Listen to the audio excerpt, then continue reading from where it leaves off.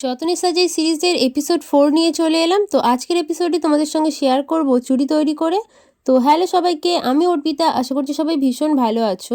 আগের পার্টে তোমাদের সঙ্গে এই ঝুমকোটা তৈরি করে দেখিয়েছিলাম। এই পার্টে তোমাদের সঙ্গে শেয়ার করব এই ঝুমকোর সঙ্গে ম্যাচিং করে চুড়ি তৈরি করে। তো যাই হোক, এখানে কাপড় নিয়ে নিয়েছি আমি, ঝুমকোর সঙ্গে ম্যাচিং করেই কাপড়টা রেখেছি।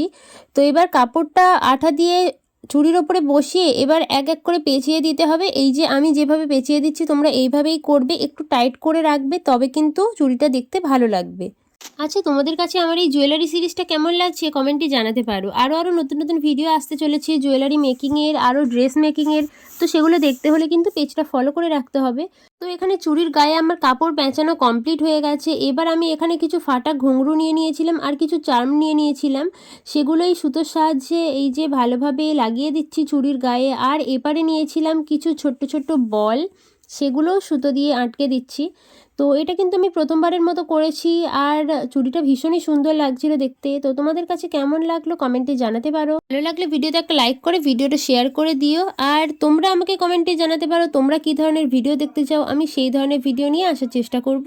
তো আজকের মতো বাই বাই, ভালো থেকো, সুস্থ থেকো।